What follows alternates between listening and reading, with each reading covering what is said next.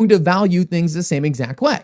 That's why the big financial institutions didn't get behind things like GameStop, right? That was a religious stock movement. No, they focus on fundamentals. They focus on problem solved. They focus on real world utility. And NASDAQ completely confirms here that they're looking at the same exact thing.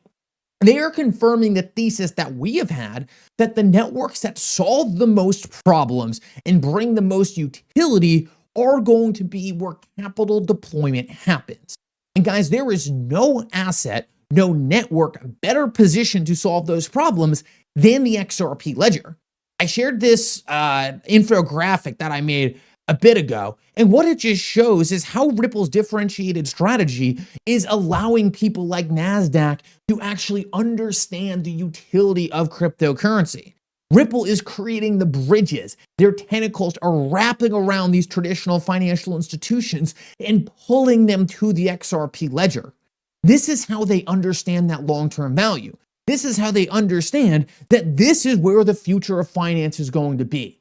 Ripple and the XRP ledger, they're not trying to say, hey, you know what? You just have to go figure this out on your own. You just have to, if you don't understand blockchain technology, you're going to be left in the dust. No, Ripple is extending their hand and building with these financial institutions to allow them to embrace the technology, to bring them into the XRP ledger ecosystem.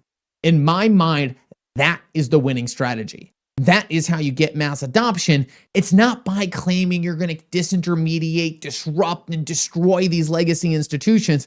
No, it's by working with them, building the bridges, and getting them on board with this technology. And guys, the truth is NASDAQ is telling you that is the strategy that's going to win. It's the strategy of using the technology that this new product set brings to the world and focusing on solving real problems. This has been the mantra of Ripple and XRP since day one. And guys, for a while in the early days, that's not how people in crypto looked at it. But the important thing is the people in crypto don't have the money. The trillion and quadrillion dollar institutions, they have the money. And guess what? We are hearing right now, they're not looking for some altruism and ethos. They are looking for utility that is going to solve problems so they can bring value to their customer.